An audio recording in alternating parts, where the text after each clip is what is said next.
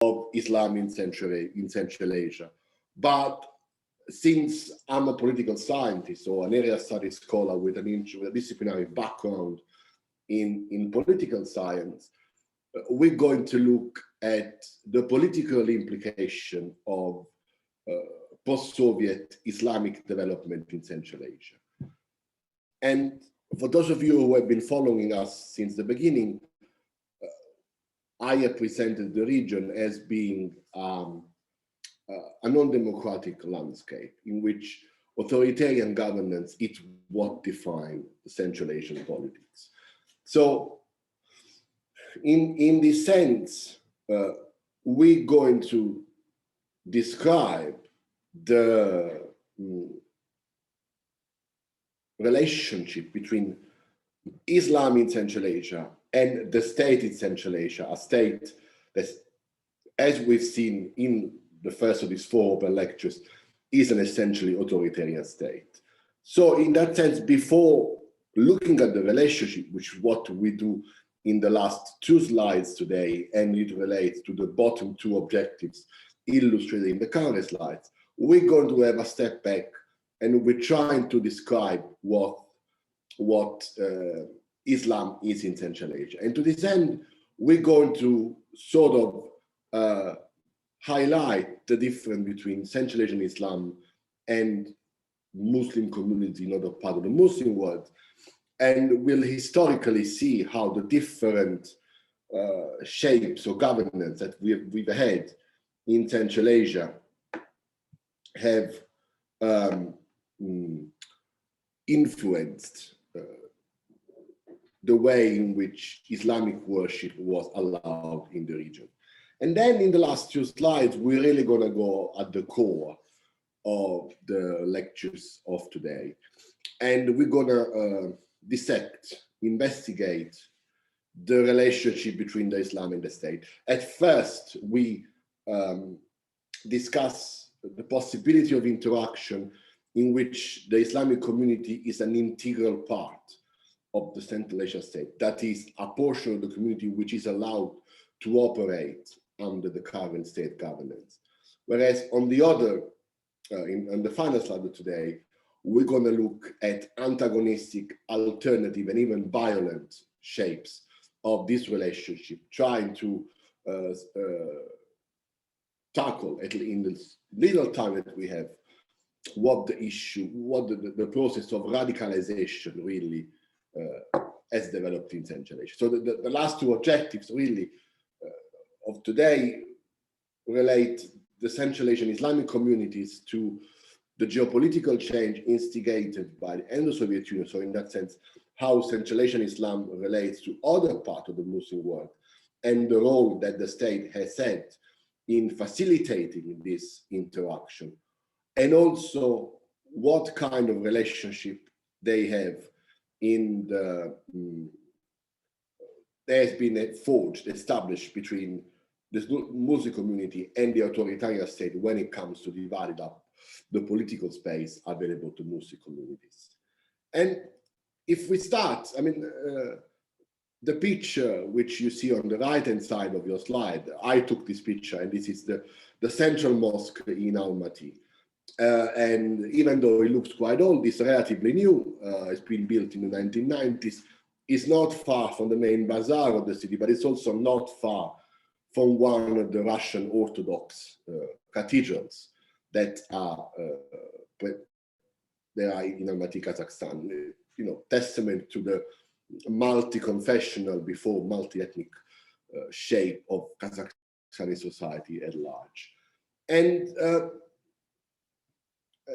the rationale why having this mosque placed here is to capture graphically this imagery of Central Asia as part of the Islamic world in the urban everyday life, which is something that is not usually described as such, mostly because the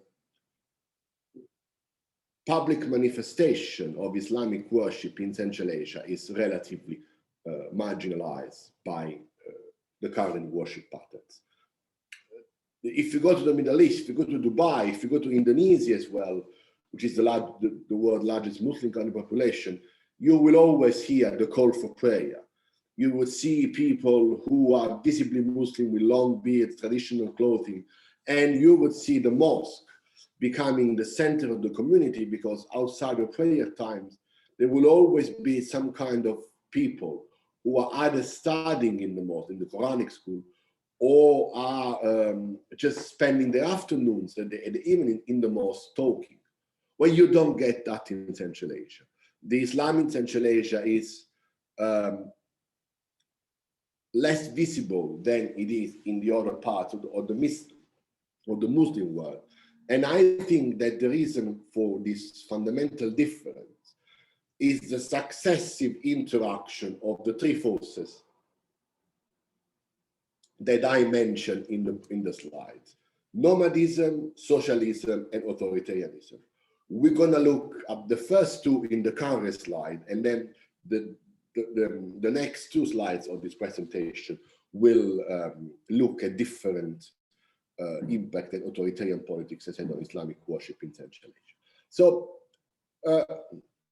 without going into too much detail, because we don't have the time, one of the fundamental differences of Central Asia's historical society is that a part of the region was inhabited by nomadic population, people who would change their dwelling, their housing, their place of living according to the seasons, either through long distance nomadism, what happened in the northern Kazakhstan, or in short distance nomadism, as it would happen in Kyrgyzstan, which people will move from the bottom of the valley to the top of the mountains in the summertime to get cooler weather and better pasture for the herds.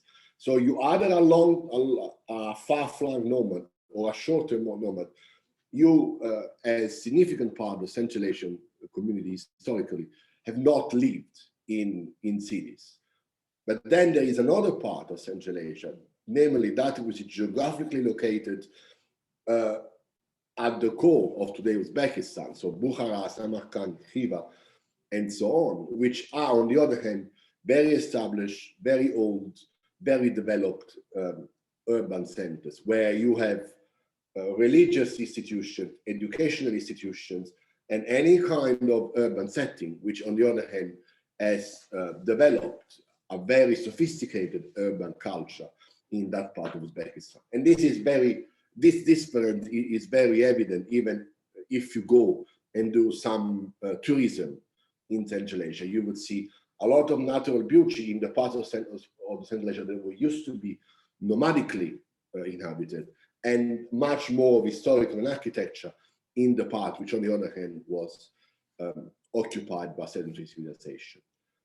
This is all to say that whether you are a nomad or you are sedentary person, so an urban dweller, your approach to Islam is very different. It changed very much.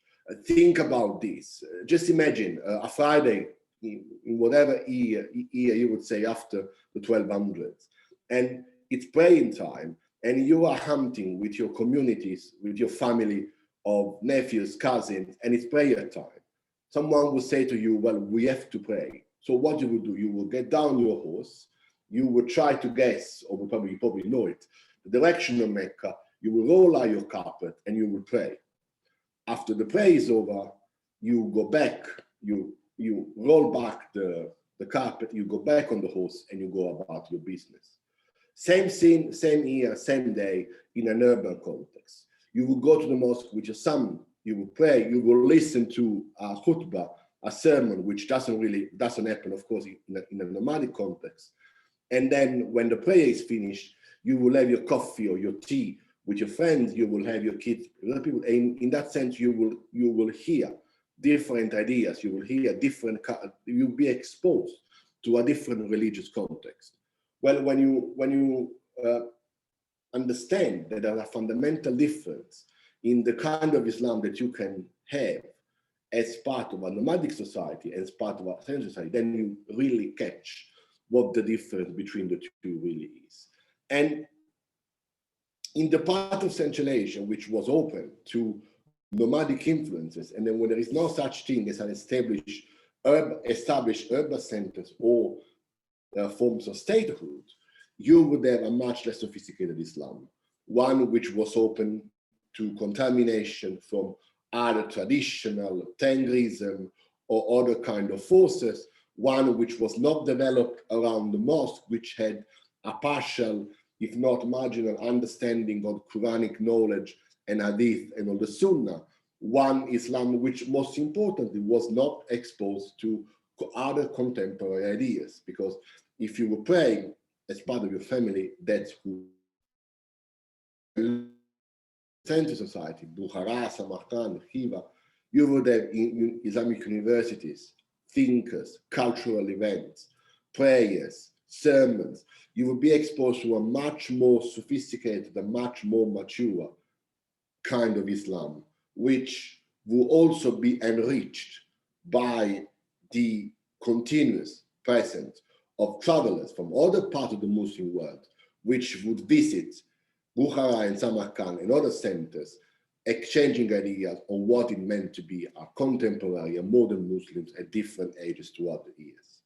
So the very first thing, the most important for our purposes, influence that nomadism has had on Central Asian Islam is that to isolating a more or less significant part of the Central Asian Muslim community from external influences because of remoteness, because of emptiness, because of dwelling mode.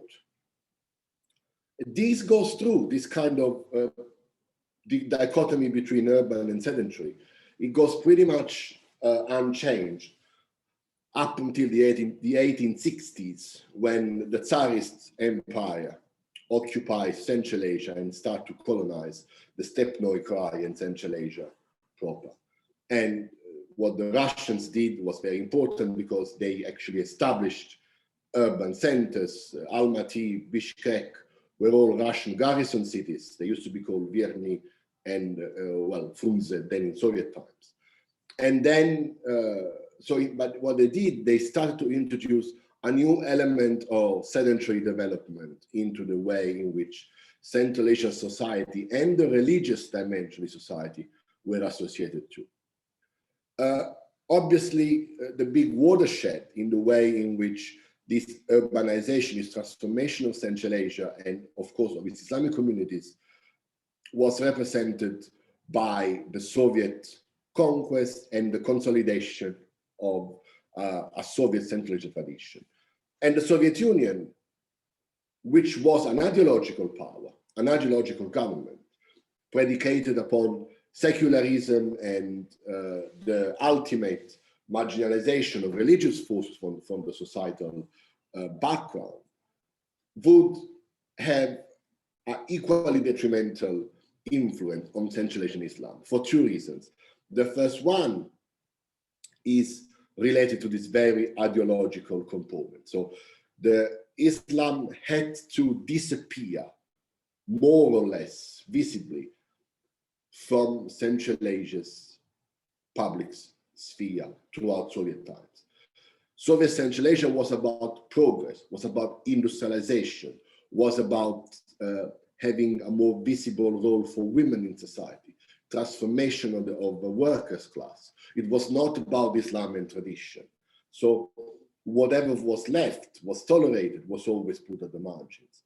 So in that sense, we've seen the public disappearance of religious themes from the public discourse, the transformation of mosques and other places of worship into libraries, barracks, or even just warehouses. We see the progressive disappearance of any kind of Muslim tradition from the preferred way in which the Soviet Central Asians had to be. And that's the first one. The second part, the second major influence with the Soviet time had on Central Asian Islam is the almost total isolation of the 5 Central Asian republics, Kazakh, Kyrgyz, Uzbek, Tajik, and Turkmen, from the rest of the Islamic world. And think about this. Turkmenistan has a border with Iran. Tajikistan, Uzbekistan, and Turkmenistan have a more or less long borders with Afghanistan, which means that to a very significant extent, this part of the world is a part of the wider Middle East, the wider Muslim world. Unfortunately, though, in the Soviet understanding of what the Central Asian frontier, the Central Asian borders were, we had two kinds of borders: the internal border, which didn't really matter, and the external borders, namely the borders of the USSR with other foreign actors. And these were impenetrable, were hermetically sealed by the Soviet Union, which means that when it comes to have Turkmen-Iranian relationship or Uzbek-Afghan relationship, there was no possibility to establish, cultivate them, and develop them independently. They were essentially regulated by the discourse of dangers, in which if you were in the USSR, it was okay. If you were outside, it was dangerous and detrimental to what your end was. Which to me means that the Soviet Union for 70 years took out Central Asian Islam from the rest of the Ummah, regulating not only the access of the Central Asian Muslims to things like the pilgrimage or Islamic education, but also, perhaps most importantly, regulating the access of external Muslims to Central Asia. And here you would see that there are many delegations brought during the Cold War, the 50s and 60s, from Iraq, from Egypt into Central Asia to show how the Soviet Muslims were living. But the idea was not to show they were living a Muslim life, but they were living a Soviet life, a secular life, a life in which there was not that much importance assigned to religion, which to me means that this artificial, but nonetheless non-insignificant secularization of Central Asian Islam during Soviet times actually ended up in isolating further the Central Asian communities from the rest of the Islamic community in the world. So we're now going to move, unless there are any questions which you may want to ask now, we can actually move to the to unpack this further the influence and the third force, namely authoritarianism, has played upon the development of Islam in post-Soviet Central Asia. And the first predicament that we find ourselves in is trying to ascertain our definition of integrality. Is Islam part of Central Asia state discourse? Let's look at the picture which you here find on the left. On the bottom side of the slide, you see what up until a few months, I think, ago, was Central Asia's largest mosque.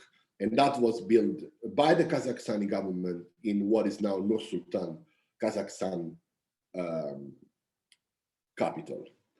And what it tells you, it tells you that the government has been willing to fund the construction and of this mosque, bestowing upon Kazakhstani Muslims a new, large, nice place of worship.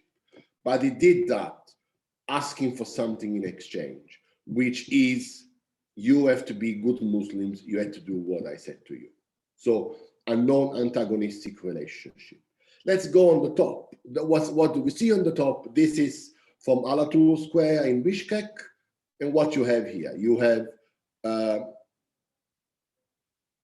possibly a Friday, no, most likely a Friday in Ramadan. So very important pictures, very important holiday, very important prayers. At prayers time, the local Kyrgyz Muslims pray in a public square under a statue of Lenin, which indicates a place which is not Mecca, somewhere else. So it tells you, so what it shows that there is a rise of Islamic presence in Central Asian public square, regulated by the state and reappropriating of symbols including in this case Lenin, that were that are indicating that there is a historical presence of the state in those particular public spaces. So, in discussing this relations of integrality, of, if you want, the cooperation, or better, coexistence of the Central Asian Ummah, the community, with the Central Asian state, we have to establish at first a significant proposition, namely that the Central Asian state, obsessed as it is with preserving the regime's control over its processes, its mechanism, its decision-making situations, has always applied a very strict logic of control in relation to Islamic education, registration of Islamic parties. And when those control has not really worked, they resorted to brutal oppression. So I give an example. I think a very important issue here is the fact that the construction of, after 70 years of Soviet domination, the number of mosques in Central Asia were relatively low compared to the size of the population, which means that there has been a significant work of re-establishing a visible praying presence in the public space of Central Asia by building new mosques. Who pays for this mosque? Well, the state has paid for this mosque, but it's also they accepted a very controlled flow of money from other Muslim states, particularly those located in the Arab Gulf. So places like the UAE, Saudi Arabia, have funded the construction of mosques in Central Asia, but they were never allowed to send the preachers that they wanted to these mosques. Those preachers was always and exclusively appointed by the Central Asian state, which means that you can pay for your place of worship, but the message which goes through is controlled by the state. Education. There has been a particular reluctance to send Kazakhstani youth who want to become imam to study in places like Medina or Pakistan because of the radical tradition of these places. Funds were always available to send these young imams, these wannabe imams, to study elsewhere. The registration laws from for Islamic parties has always been particularly stringent. The exception here has been, as you know, the Islamic Renaissance Party in Tajikistan, which up until 2 years ago, well, up until a few years ago, was the only party tolerated in a parliament. The Islamic Party, which sits in a Central Asian parliament due to the post-war settlement in Tajikistan, but also was the only Islamic party tolerated in existence in Central Asia.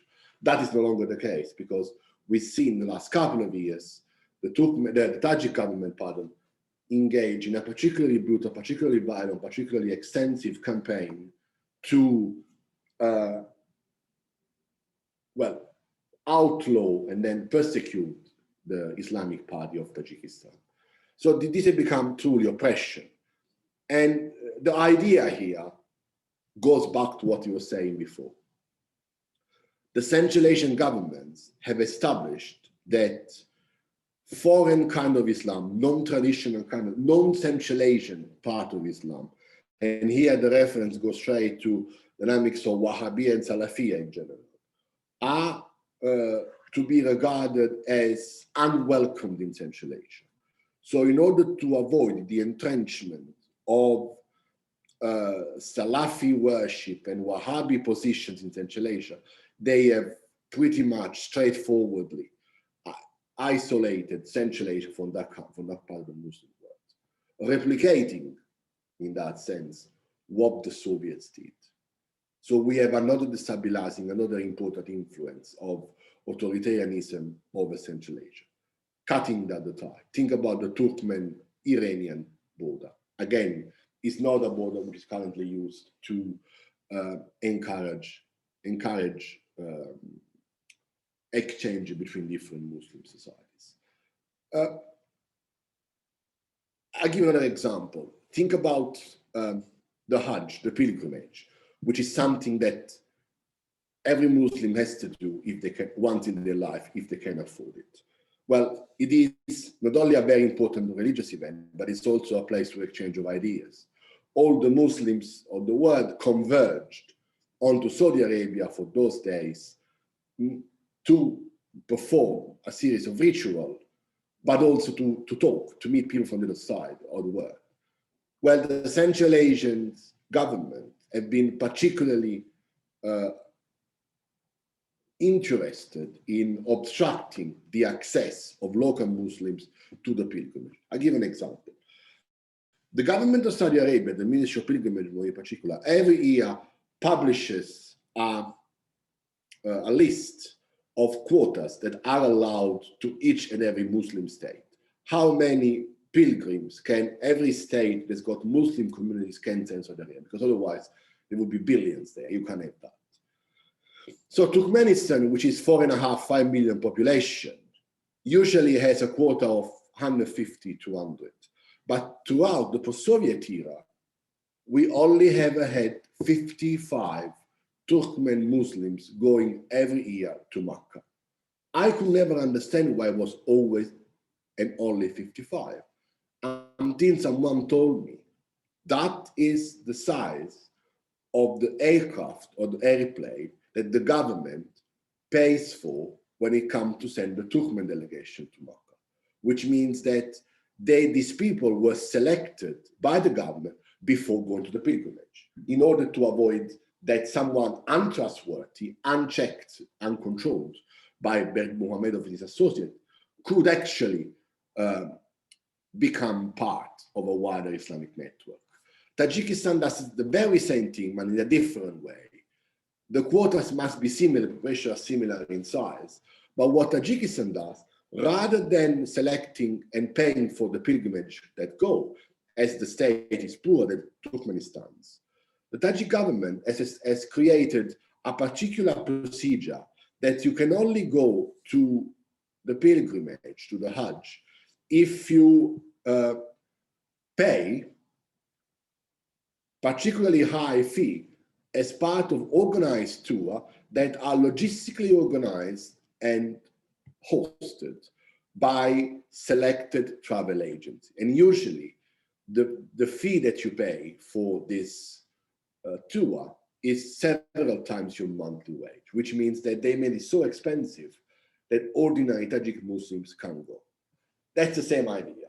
Blocking Central Asian Muslims for going to the pilgrimage in order to avoid the access of these people to ideas that could be potentially destabilizing. The final point which I want to make on this slide, though, is that we have to be realistic, and we have to say that these, that however detrimental the role, the impact that authoritarianism and post-Soviet governments has had onto Islam in Central Asia, there was a time in which the presidents, which by the way were all communist leaders, there was a time in which these presidents felt that it was necessary for them to be seen as good Muslims in order to acquire more legitimacy. And what do we see?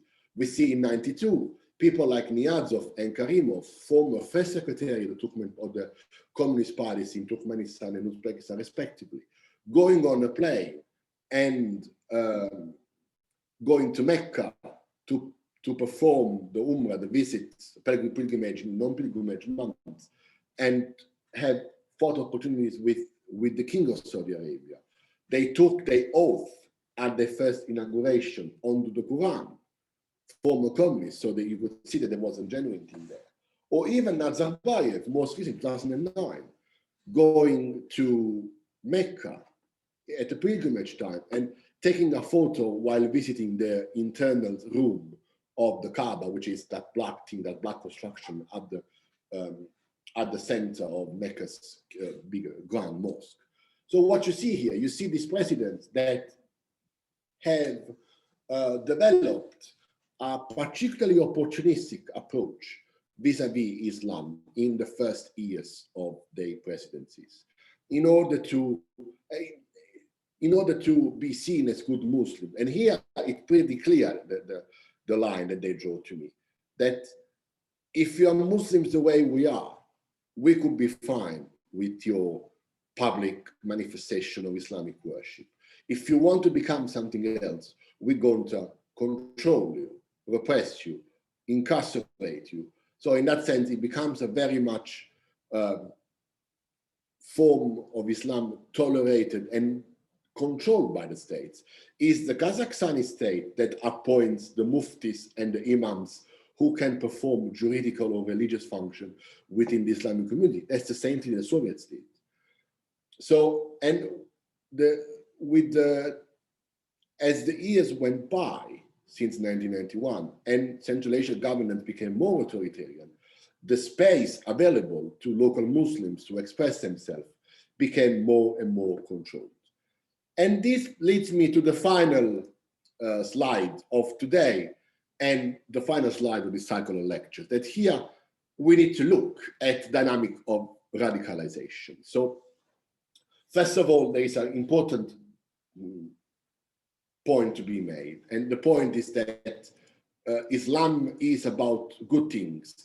Islam like decency. It's about being pious. It's about helping the other. It's about charity. It's not about violence and killing people. So in that sense, I don't regard terrorists as being Muslims, and I don't really equate the Muslim terrorism idea. So these are not religious people. These are people who have a particularly distorted way of what their mind tells them Islam it is. So when it comes to describing this radicalization, there is a fundamental concept which we have to put to, and it's the concept of the Islamic threat. Within this concept, which is pointing the finger towards a series of potentially actual, imagined, or desired threats coming from forces who have an antagonistic disposition, and they have also a religious allegiance that has been used by the Central Asian government in order to curtail even more the liberty of the freedom of association, the freedom of expression, the freedom of worship of the local Muslims. So in that sense, they said there is a danger, let's punish them. This became particularly important when it came to the post 9/11. Post 9/11 is a watershed because before there was this constant reference, particularly in Uzbekistan, about the rise of movements like the Islamic movement of Uzbekistan, Hizb ut-Tahrir, so on and so forth, which we can define as non-state threats with these particularly complex entities we described in the first lecture, in which the state or the regime became one in order to dominate Central Asian political life. So after 9/11, with the ingress of the US in both Uzbekistan and Kyrgyzstan, and the general global discussion being about the global war on terror, it was tolerable by Western observers and also Chinese, Russian, and any other kind of powers to look away when, in the name of fighting the local wars against Islam, the Uzbek government, and to a lesser extent the Tajik government, began to implement a series of particularly repressive law and actions to limit, to control the activities of the local Muslim communities and the local Muslim movements. Obviously, another time in which that changes in 2005, when the US military forces are expelled from the Khashi-Khanabad bases in Uzbekistan after the White House had requested an independent inquiry into what the events of Andijan 2005 really were. So we see that the emphasis of the global war on terror progressively wanes after the Taliban movement is dethroned in Afghanistan.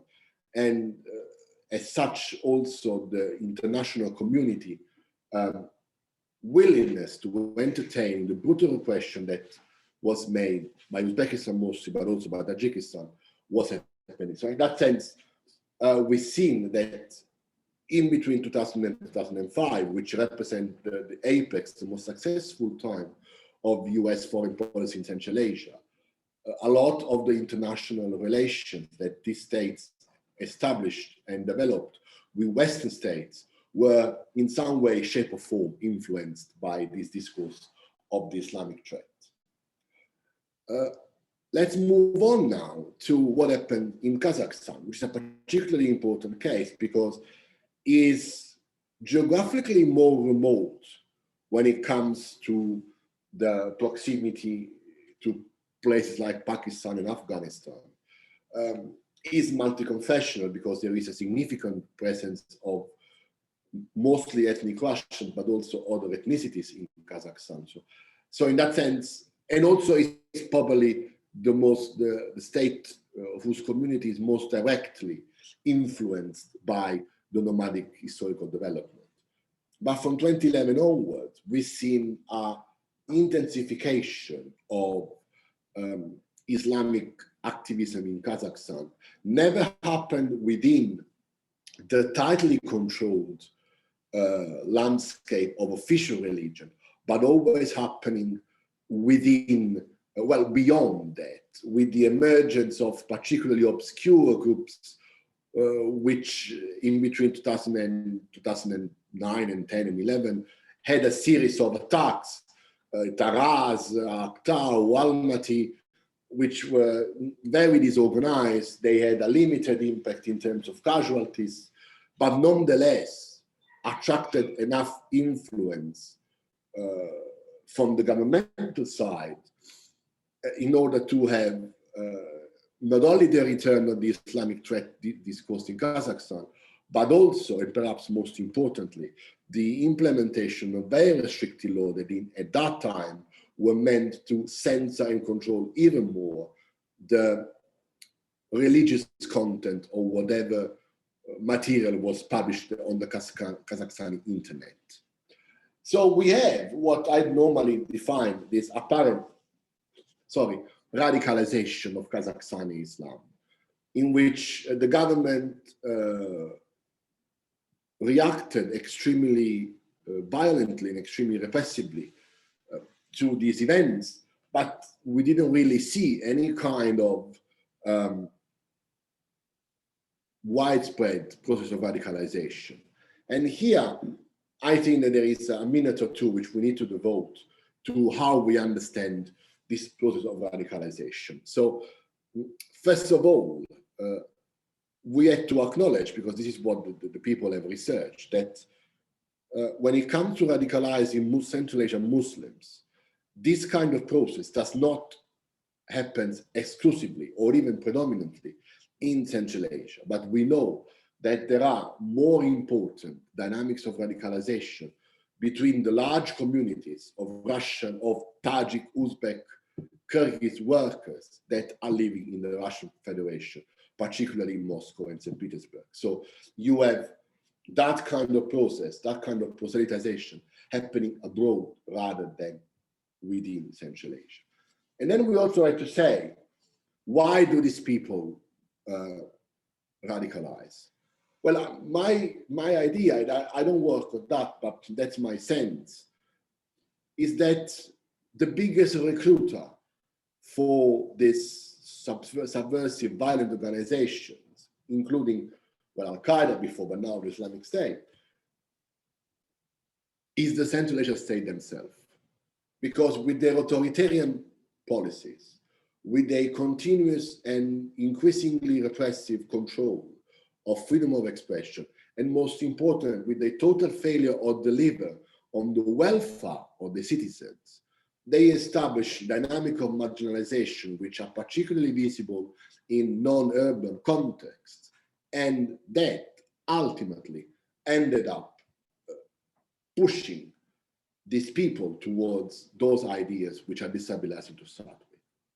So I would say that the events of 2009, 2011 in Kazakhstan saw the government being sort of getting the Muslims they deserved, because they pushed them so far. They pushed population so far into despair, into marginalization, into any kind of disenfranchisement, that particularly vulnerable individuals found in those extremist ideas a way to address the problems created by this state-induced marginalization. Another, and the final point which I want to make today, is the latest version of the Islamic threat discourse, which is related to the voyage to and then the return after of Central Asian Muslims to Daesh, the Islamic State in Syria and in Iraq and Syria. So we know that there was a certain amount of Central Asian citizens who went to fight, who went to Islamic State. Now, they all not go to fight. Some of them, the craziest one, go to fight. Then, since it was particularly well paid, we had people who went there as chefs and drivers, as nurses, as babysitters.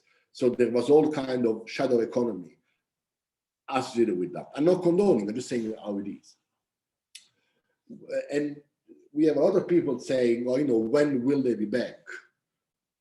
They will change Central Asian Islam because it will be more aggressive and more Daesh affiliated. Well, it hasn't happened because of particular reasons. Well, first of all, if you go to war, you usually die. So a lot of them have died in fighting in Syria and Iraq. Then those who are really invested in the global jihad have moved on to the next step of this circus, and probably now they're fighting in Yemen. And then you have those who went as chefs, nurses, drivers, and so on and so forth, have returned pretty quietly. And we haven't really seen a return of large parts of foreign fighters or ISIS-affiliated people in Central Asia. And in fact, the Kazakhstani government has been particularly efficient because they went and picked in, I think it was in Iraq or in Syria, those who were prisoners of war with Kazakhstani passport, and organized a program of rehabilitation, if you want, in order to facilitate the reinsertion of these people onto the local community. So that's another discourse which, particularly under 2015, was very much popular, very much discussed in literature, both Western and Central Asian, about this complex relationship with Islam and the state. But the last point I want to make is that the way in which even ISIS has been dealt with is very much in line with established strategies of control of Muslim communities, of freedom of expression, and most importantly, always with one objective in mind, making sure that the people who stay in power, the regimes that dominate Central Asia politics, are not touched in any way, shape, or form but destabilization. In other words, Islam continues to be seen, both that which is legit and those who sit in those sections of the community which are antagonistic, to be seen only and exclusively through the lens of the political survival of the people who are in charge of the five Central Asian governments. Thank you. Thank you, Luca, very much for your lecture. As usual, a lot of interesting and useful information and some food for thought, especially considering that this is the topic of religion, which is always like a burning issue. We don't have questions in the chat so far. So, dear guests, if you have some questions or some comments, you are free to leave them in the chat, or you can unmute yourself and ask them personally. So does anyone have any questions? I got a question I got like 2 or 3 questions here in the chat, Elizabeth. Oh, perfect. The first one is from Mukhtar. And I want to know if there is, and it's only to me this one, if there is any third party, I think, that supports the government. Well, we really haven't seen the Central Asian government tolerating parties, Islamic parties in government. The idea of political parties in Central Asia is particularly undeveloped. The only exception is Nurotan in Kazakhstan. The others are either irrelevant or expression, as most in Kyrgyzstan, as feudal, as individual forces. So what is important to me is that we've had in the Tajikistani landscape, we've had this IAP, which wasn't supported, was opposition, but was tolerated because its presence in parliament was the continuation of the post-war settlement. So no, to answer the Mukhtar question, there is no party that supports the government. Then you got this one. In your own view, what can you say of ISIS? Well, I didn't talk about ISIS because I'm only interested in Central Asia. I think that there is not much we can say about that because it's a terrorist organization, brutal and violent. Artem asked me the question about, that's a very interesting one. And so having this traditional Islam, which is associated with the state in Russia, and is absolutely right. We've seen exactly the same in Central Asia. We've seen the state going very much about this traditional Islam, the fact that if you start to dress like a Wahhabi, like a Saudi, if you start doing things which people in the Gulf do, you are no longer part of this traditional Islam. And my assessment of this, and mind you, my first degree is in Islamic studies, so I spend a bit of time thinking of that, is that, yes, there is a significant portion of this expression, traditional Islam, which is kind of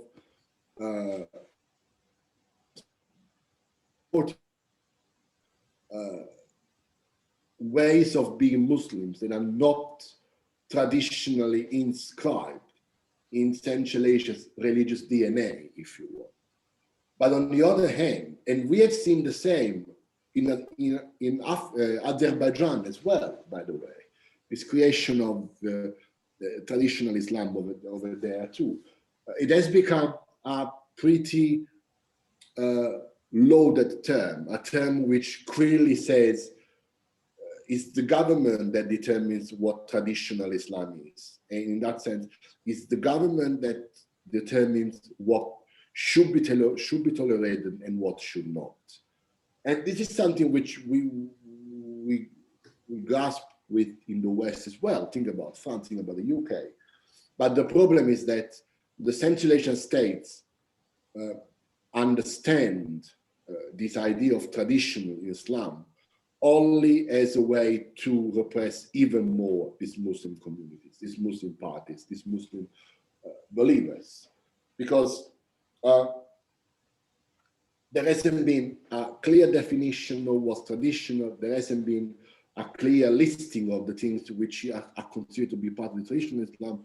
So to that end, I would say that it has become a way to say, well, if you are with us, if you are supportive of the state, you are a good Muslim.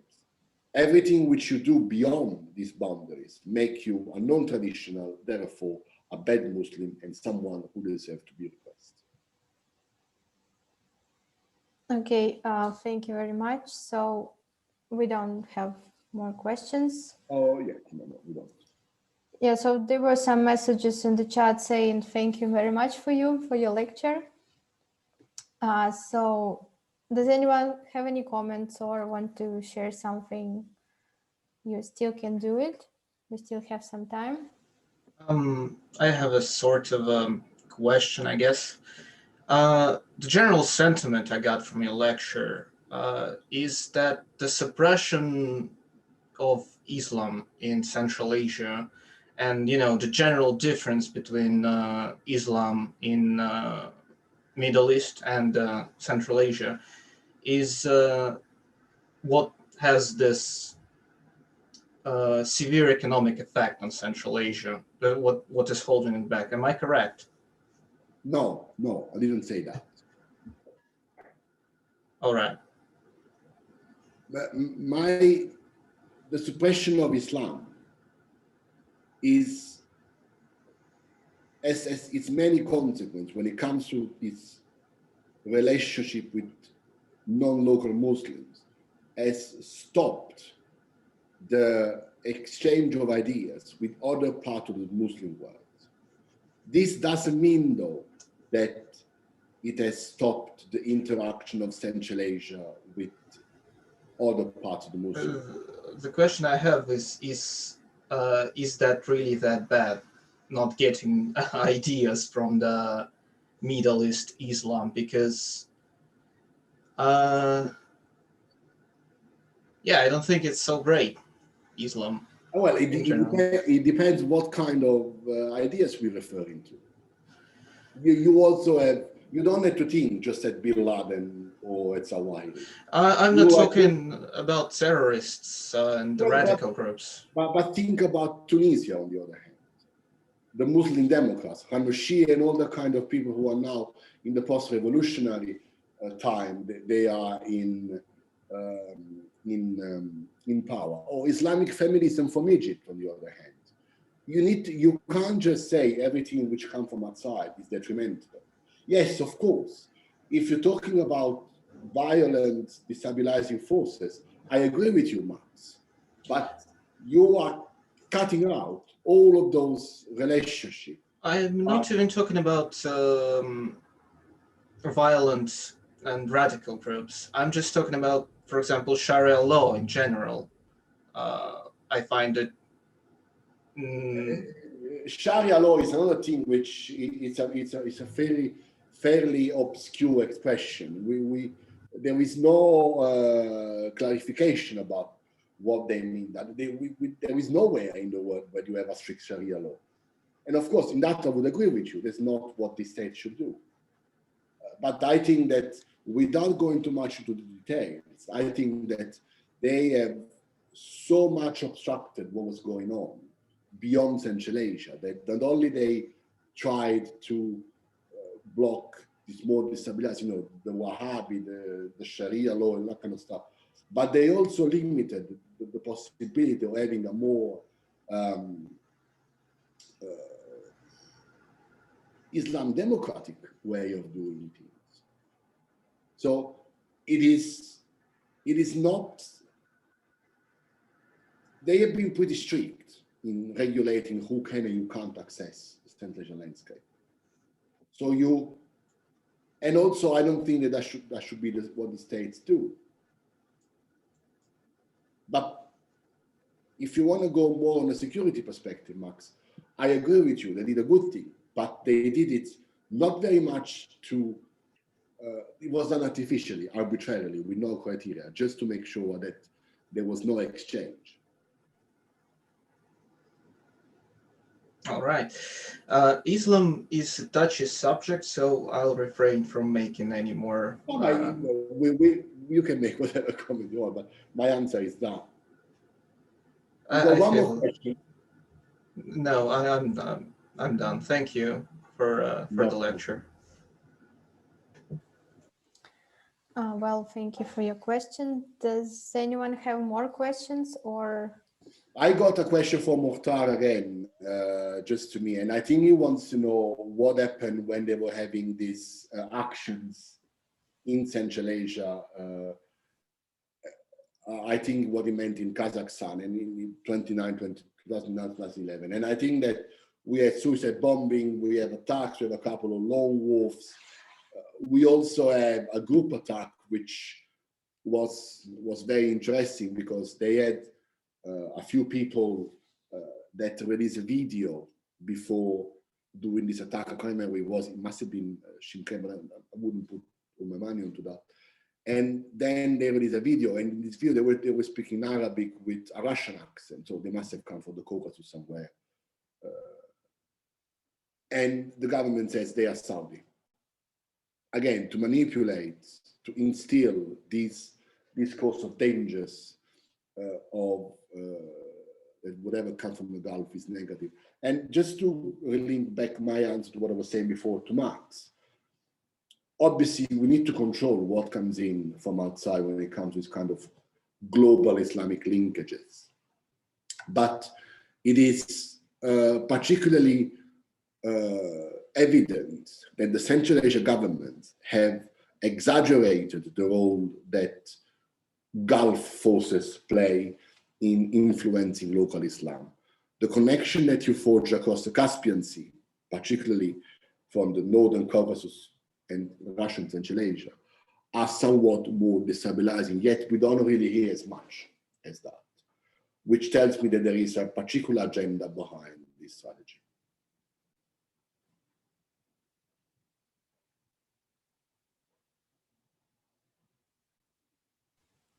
Well, thank you for your answers, Luca.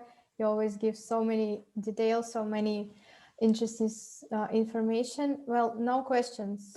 So you answered all possible questions our guests might have. Well, yeah, again, saying thank you very much for you in the chat. Dear guests, thank you for joining us for today's lecture, for the final lecture of the course by Dr. Luca Anceschi. And Luca, I would like to say personally thank you to you for your time, for having time to do these lectures, and of course for this valuable knowledge you share with us during all these 4 lectures. Okay, thank you again, everyone. Oh, thanks to you, and thank you particularly to Irina, who invited me to do this. Yeah, okay, thank you. Have a nice day, everyone. See you in our next lectures. Bye-bye. Bye.